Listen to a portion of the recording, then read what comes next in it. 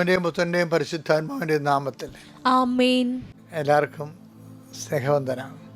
അമ്മേ പരിശുദ്ധ അമ്മേ, അമ്മേ പരിശുദ്ധമേ, ദൈവമാതാവേ, അന്ന് അങ്ങ് കൃപാസനത്തിൽ പ്രത്യക്ഷപ്പെട്ട് വരാൻ പോകുന്ന മഹാദുരന്തത്തിൽ നിന്ന് രക്ഷപ്പെടാനും എല്ലാവർക്കും വേണ്ടി പ്രാർത്ഥിക്കുവാനും ആവശ്യപ്പെട്ടിട്ട് 20 വർഷം കഴിഞ്ഞ ഈ വേളയിൽ കൃപാസനത്തിലൂടെ ഞങ്ങൾക്കും ഈ ദേശത്തിനും അങ്ങ് മധ്യസ്ഥം തേടി തന്ന എല്ലാ അനുഗ്രഹങ്ങൾക്കും കൃപകൾക്കും ഞങ്ങളിപ്പോൾ ഹൃദയം നിറഞ്ഞ നന്ദി പറയുന്നു. അമ്മേ പരിശുദ്ധമേ, ജപമാല മാതാവേ, സകല കൃപാസനം പ്രാർത്ഥനകളോടും ചേർത്ത് ഞങ്ങളിപ്പോൾ പ്രാർത്ഥിക്കുന്ന ഈ കുടുംബത്തിന്റെ പ്രത്യേക നിയോഗം. മക്കളെ,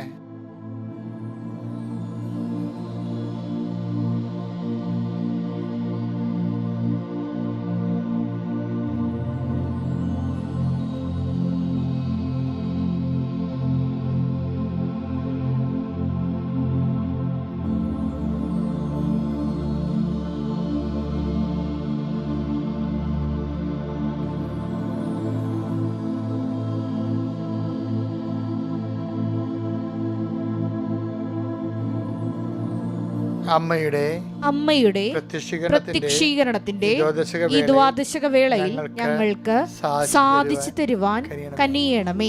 വിശ്വാസ പ്രമാണം.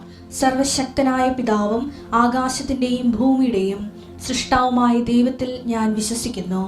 അവിടുത്തെ ഏകപുത്രനും ഞങ്ങളുടെ കർത്താവുമായ ഈശോമിശിഹായിലും ഞാൻ വിശ്വസിക്കുന്നു. ഈ പുത്രൻ പരിശുദ്ധാത്മാവിനാൽ ഗർഭസ്ഥനായി കന്യകാമറിയത്തിൽ നിന്ന് പിറന്ന് പൊന്തിയോസ് പീലാത്തോസിന്റെ കാലത്ത് പീഡകൾ സഹിച്ച് കുരിശിൽ തറയ്ക്കപ്പെട്ട് മരിച്ച് അടക്കപ്പെട്ട് പാതാളങ്ങളിൽ ഇറങ്ങി മരിച്ചവരുടെ ഇടയിൽ നിന്ന് 3-ാം നാൾ ഉയർത്ത് സ്വർഗത്തിലേക്ക് എഴുന്നള്ളി സർവശക്തിയുള്ള പിതാവായ ദൈവത്തിന്റെ വലതുഭാഗത്തിരിക്കുന്നു. അവിടെ നിന്ന് ജീവിക്കുന്നവരെയും മരിച്ചവരെയും വിധിക്കുവാൻ വരുമെന്നും ഞാൻ വിശ്വസിക്കുന്നു. പരിശുദ്ധാത്മാവിലും ഞാൻ വിശ്വസിക്കുന്നു. വിശുദ്ധ കത്തോലിക്കാ സഭയിലും പുണ്യവാന്മാരുടെ ഐക്യത്തിലും പാപങ്ങളുടെ മോചനത്തിലും ശരീരത്തിന്റെ ഉയർപ്പിലും നിത്യമായ ജീവിതത്തിലും ഞാൻ വിശ്വസിക്കുന്നു. ആമേൻ. സ്വർഗ്ഗസ്ഥനായ ഞങ്ങളുടെ പിതാവേ, അങ്ങയുടെ നാമം പൂജിതമാകണമേ. അങ്ങയുടെ രാജ്യം വരണമേ. അങ്ങയുടെ തിരുമനസ് സ്വർഗത്തിലെ പോലെ ഭൂമിയിലും ആകണമേ. അന്നു വേണ്ടുന്ന ആഹാരം ഇന്ന് ഞങ്ങൾക്ക് തരണമേ. ഞങ്ങളോട് തെറ്റ് ചെയ്യുന്നവരോട് ഞങ്ങൾ ക്ഷമിക്കുന്നത് പോലെ ഞങ്ങളുടെ തെറ്റുകൾ ഞങ്ങളോടും ക്ഷമിക്കണമേ. ഞങ്ങളെ പ്രലോഭനത്തിൽ ഉൾപ്പെടുത്തരുതേ, തിന്മയിൽ ഞങ്ങൾ രക്ഷിക്കണമേ. ആമേൻ. നന്മ നിറഞ്ഞ മറിയമേ, സ്വസ്തി. കർത്താവ് അങ്ങയുടെ കൂടെ സ്ത്രീകളിൽ അങ്ങ് അനുഗ്രഹിക്കപ്പെട്ടവളാകുന്നു. അങ്ങയുടെ ഉദരത്തിൻ ഫലമായി ഈശോ അനുഗ്രഹിക്കപ്പെട്ടവനാകുന്നു. പരിശുദ്ധ മറിയമേ, തമ്പുരാന്റെ അമ്മേ, പാപികളായ ഞങ്ങൾക്ക് വേണ്ടി ഇപ്പോഴും ഞങ്ങളുടെ മരണസമയത്തും തമ്പുരാനോട് അപേക്ഷിക്കണമേ. ആമേൻ. എൻ്റെ പ്രിയപ്പെട്ടവരെ, നമുക്ക് ഒരുമിച്ച് പ്രാർത്ഥിക്കാം. കർത്താവിന്റെ ഉന്നതമായ നാമത്തിന് സ്വസ്ഥം ചെയ്യുന്ന നിന്റെ തിരുമുഴുവാൻ വലതുകരം മക്കളുടെ ശിരസിൽ വെക്കണേ പ്രാർത്ഥിക്കുന്ന കർത്താവിൻ്റെ സന്ധിബന്ധങ്ങളിലും അങ്ങയുടെ മക്കളുടെ സന്ധിബന്ധങ്ങളിൽ കർത്താവിൻ്റെ രക്തം നിറയട്ടെ. മാംസപേശികളിൽ കർത്താവിൻ്റെ രക്തം നിറയട്ടെ.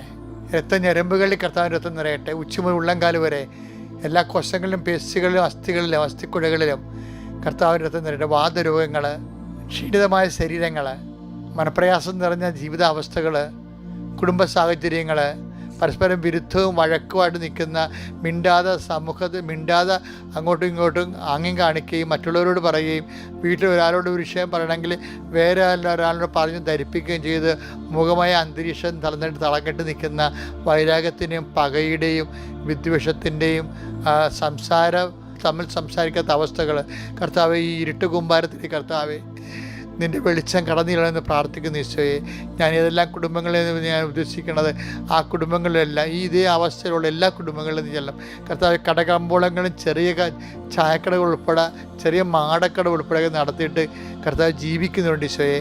അതുപോലെ തന്നെ നൈറ്റ് കടകൾ നടത്തി ജീവിക്കുന്നുണ്ട് ഈശോയെ. അവർക്ക് കച്ചവടം ലഭിക്കാത്തതുണ്ട് ഈശോയെ.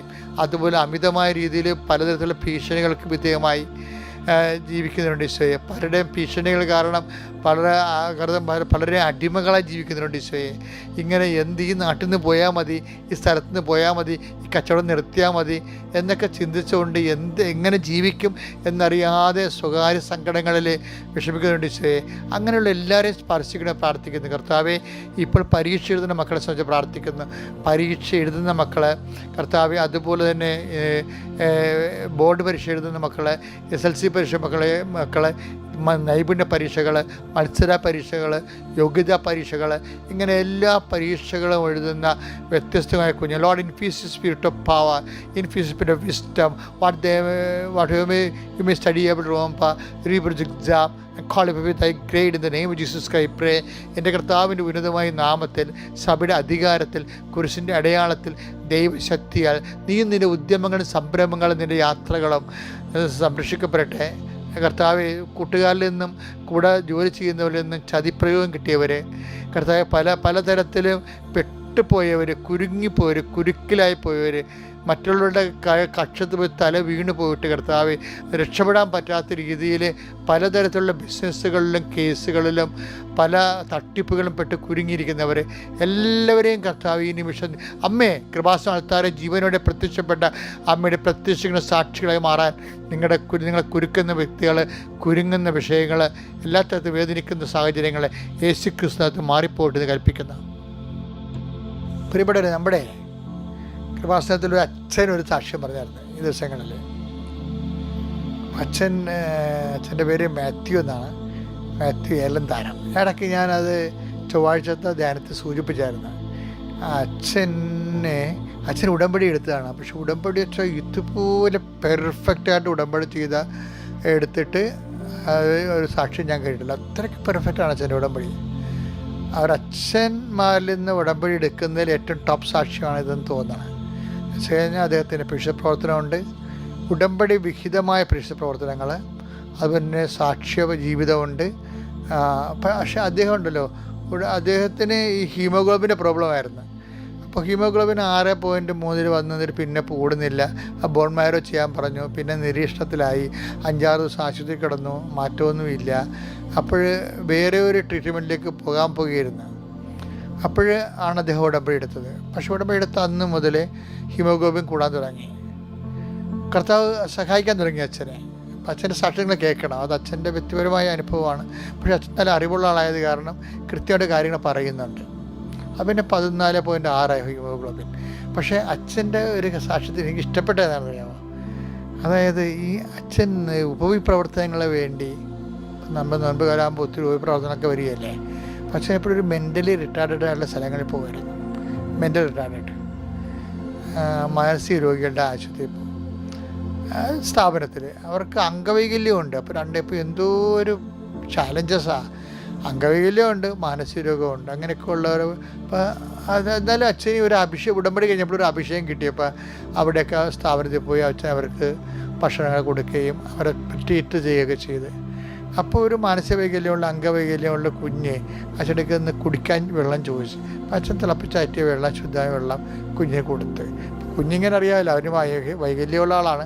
അവനിങ്ങനെ വായിൽ നോളയും ഇട്ട് തുപ്പലിട്ട് മറിച്ച് അങ്ങോട്ടും ഇങ്ങോട്ടും ഇട്ടാണ് കുടിക്കണത്. എന്നിട്ട് പകുതി കുടിച്ചുകൊണ്ടല്ല, അങ്ങനെ തന്നെ അച്ഛൻ്റെ മുഖത്തിട്ടെറിഞ്ഞ് അച്ഛൻ വല്ലാണ്ടായി തുപ്പലൊക്കെ വീണ്. അവൻ അച്ഛൻ പറയണേ, ഞാൻ കുഞ്ഞിനെ നോക്കിയപ്പോഴേ എനിക്ക് ഉണ്ണീശോയെ പോലെ തോന്നിയത്. എനിക്ക് അത് ആ സാക്ഷ്യം കേട്ടപ്പോൾ ഭയങ്കര ഇഷ്ടപ്പെട്ടു. കാഴ്ച മാറിപ്പോയി, കണ്ടില്ലേ, കാഴ്ച മാറിപ്പോയി. ആ മറ്റുള്ളവരെ നമ്മളെ ഉപദ്രവിക്കുന്നവരിലെയും നമ്മളെ കാണുന്നൊരു കാഴ്ച കൊണ്ട് അതിൽ ക്രിസ്തുവിനെ കാണുന്നൊരു കാഴ്ച, അതാണ് ഈ 3-ാം കാഴ്ച എന്ന് പറയുന്നത്. അതെന്ത് പറയാൻ കാര്യം എന്നറിയാവുക, ഈശോ നമ്മൾ കഴിഞ്ഞ ദിവസങ്ങളിൽ കണ്ടൊരു ഭാഷയുണ്ടല്ല, ഈശോ മർക്കോസിൻ്റെ 8:26 അന്ത്യന് ബെത്സയിദയിൽ വെച്ച് സാക്ഷ്യം കൊടുത്തിട്ട്, കാഴ്ച കൊടുത്തിട്ട് അവനോട് പറഞ്ഞില്ലേ, ഗ്രാമത്തിൽ പ്രവേശിക്കുക പോലും ചെയ്യരുതെന്ന്. അങ്ങനെ അവനെ പറഞ്ഞു വിടും. അപ്പോൾ അവന് ആദ്യത്തെ കാഴ്ച എന്താണെന്നറിയാവോ? ഈ 8:21 വായിച്ച്, അവന്റെ കണ്ണുകളിൽ തുപ്പിയ ശേഷം അവന്റെ മേൽ കൈകൾ വെച്ചുകൊണ്ട് ചോദിച്ചു, നീ എന്തെങ്കിലും കാണുന്നുണ്ടോ? നോക്കിയിട്ട് അവൻ പറഞ്ഞു, ഞാൻ മനുഷ്യരെ കാണുന്നുണ്ട്. അതാ ഒന്നാം കാഴ്ച എന്ന് പറയണത്. എന്താണ് അവന്റെ ഒന്നാം കാഴ്ച? മനുഷ്യ ഇപ്പൊ ഈ അവരുടെ പാരമ്പര്യ ചികിത്സ പോലെ എന്ത് പരിപാടിയാണ്. ഇങ്ങനെയുള്ള കാര്യങ്ങളൊക്കെ നാട്ടിലൊക്കെ ഉണ്ടാകും. കുറച്ച് ശരിയാകും, കുറച്ച് ശരിയാകത്തില്ല. അങ്ങനെയുള്ള ഒരു കൺസെപ്റ്റാണ് ബൈബിൾ നൽകുന്നത്. ടൈലറിൻ്റെയൊക്കെ വിശ്വവിഖ്യാതമായ ഇൻ്റർപ്രിട്ടേഷനൊക്കെ ആ രീതിയിലാണ് പോണത്. എന്ന് വെച്ച് കഴിഞ്ഞാൽ കുറച്ച് മിഡിൽ ഈസ്റ്റിൽ ഇതുപോലെയൊക്കെ കുറേ ട്രീറ്റ്മെൻറ്റൊക്കെ ഉണ്ടായിരുന്നു ജനങ്ങളുടെ ഇടയിൽ. നമ്മൾ വീട്ടു ചികിത്സ എന്നൊക്കെ പറഞ്ഞിരുന്നു, നാട്ടുമരുന്ന് എന്നൊക്കെ പറഞ്ഞിട്ട്. അതുപോലെ തന്നെ അതിലൊന്ന് ഇപ്പം നമ്മളും ചെയ്യും തുപ്പൽ. പണ്ടൊക്കെ ഈ കൺകുരുവൊക്കെ വന്നിരിക്കുന്ന ആൾക്കാരില്ലേ, എൻ്റെ ചിലപ്പോൾ ഞാൻ ചെയ്തിട്ടുണ്ട്. ആൻറ്റിയുടെ ചിറ്റമ്മ ഇപ്പോൾ കണ്ണൊക്കെ വരുമ്പോൾ ചൂട് കാലത്ത് കണ്ണിങ്ങനെ കൺകുരു ഇങ്ങനെ വലുതായിട്ട് നിൽക്കും. ഉടനെ ചിറ്റമ്മ ആൻറ്റിമാർ അപ്പൻ്റെ പെങ്ങന്മാർ പറയും, ഇവിടെ നാക്കിൻ്റെ അടിയിൽ നിന്ന് തുപ്പൽ തൊട്ട് വെക്കാൻ പറയും. അപ്പോൾ നമ്മളത് വെക്കും. അതുകൊണ്ടാണ് അസുഖപ്പെട്ടത് അറിയാൻ പാടില്ല. ഇത് പൊടിക്കൈകൾ ഇതുപോലത്തെ ഉണ്ട്. കർത്താവ് അവന് വേണ്ടി എന്തെങ്കിലും ചെയ്തു എന്നുള്ളത് അവനൊക്കെ അറിയത്തില്ല. അവൻ ദൈവശക്തി അറിയുന്ന മുമ്പ് ഇങ്ങനെയുള്ള അവൻ്റെ കാര്യത്തിൽ ഇൻവോൾവ് ആണെന്നുള്ളത് അവനെ ബോധ്യപ്പെടുത്തുക ഒരു പ്രക്രിയയുടെ ഭാഗമായിട്ടാണ് തോന്നുന്നത്. കർത്താവ് ഇങ്ങനെയൊക്കെ അങ്ങനെ ചെയ്യുമ്പോൾ അവൻ പറയും, ഇപ്പം കാണാം, പക്ഷേ മനുഷ്യരെ കാണുന്നുണ്ട്, ഞാൻ മരങ്ങളെപ്പോലെയാണ് ഇരിക്കുന്നത്, നടക്കണമായിട്ട് കാണുന്നത്. അപ്പോൾ അതാണ് അവൻ്റെ അത് ഫസ്റ്റ് കാഴ്ച. സെക്കൻഡ് കാഴ്ച എന്താണ്? സെക്കൻഡ് കാഴ്ച കർത്താവ് മീഡിയംസ് ഒന്നും ഉപയോഗിക്കാതെ ഡയറക്റ്റ് കൈവച്ച് പ്രാർത്ഥിക്കുക. 28-25 മർക്കോസ്. വീണ്ടും യേശു അവന്റെ കണ്ണുകളിൽ കൈകൾ വെച്ചു. അവൻ സൂക്ഷിച്ചു നോക്കി. അപ്പോൾ അവൻ സൂക്ഷിച്ചു നോക്കി, കാഴ്ച തിരിച്ചു കിട്ടുകയും ഫുൾ ആൻഡ് ഫുൾ ആയിട്ട് അവനെ കണ്ടു. കാഴ്ച തിരിച്ചു കിട്ടി. കാഴ്ച തിരിച്ചു കിട്ടി കഴിഞ്ഞപ്പോൾ ഈശോ അവനോട് പറഞ്ഞു, ഇനി പഴയ ജീവിതത്തിലേക്ക് തിരിച്ചു പോകരുത്. എന്താ കാര്യം? പുതിയ കാഴ്ചകൾ കാണാനിരിക്കുന്നു. കാര്യം പണ്ടാവും മനുഷ്യരെ കണ്ടു, അത് മരങ്ങളെപ്പോലിരിക്കുന്നു. ഒന്നാം കാഴ്ച. രണ്ടാം കാഴ്ച മനുഷ്യരെ കണ്ടു, മനുഷ്യരെപ്പോലെ ഇരിക്കുന്നു. മൂന്നാം കാഴ്ച കൊണ്ട് എന്താണ്? മനുഷ്യരെ കണ്ടു, നമ്മൾ വെറുക്കുന്നവരെ കണ്ടു, നമ്മളെ പീഡിപ്പിക്കുന്നവരെ കണ്ടു, അവർ ക്രിസ്തുവിനെ പോലെ ഇരിക്കുന്നു. അതാണ് മൂന്നാം കാഴ്ച. ഇങ്ങനെ കാഴ്ചകളിലേക്ക് അപ്പോസ്തലന്മാർ തിരിച്ചു വരാൻ കാണാം. അപ്പോസ്തലന്മാരും ക്രിസ്തുവിനെക്കുറിച്ചുള്ള കാഴ്ചകൾ ഇങ്ങനെ തെളിഞ്ഞ് വരികയാണ്. അതുകൊണ്ടാണ് ഇത്രയും കാഴ്ച കഴിയുമ്പോൾ ഈ യോഹന്നാൻ 8:26 27 കർത്താവ് ചോദിക്കും, who do you say that I am? ഞാൻ ആരാണെന്നാണ് നിങ്ങൾ പറയുന്നത്? അപ്പോൾ പത്രോസ് മൊത്തം കാഴ്ചയോടെ പറഞ്ഞു, you are Christ, the son of the living God. നീ ഈ ഭൂമിയിലേക്ക് ലോകത്തിലേക്ക് വരായിരുന്ന മിശിഹായാണ്, ദൈവത്തിൻ്റെ ജീവിക്കുന്ന ദൈവത്തിൻ്റെ പുത്രൻ. അതാണ് സമ്പൂർണ്ണ കാഴ്ച. ക്രിസ്തുവിനെ ദൈവപുത്രനായിട്ട് കാണണം. അത് എല്ലാവരിലും കാണാൻ കഴിഞ്ഞാൽ നമ്മൾ full and full complete healing ആയി. Thank U.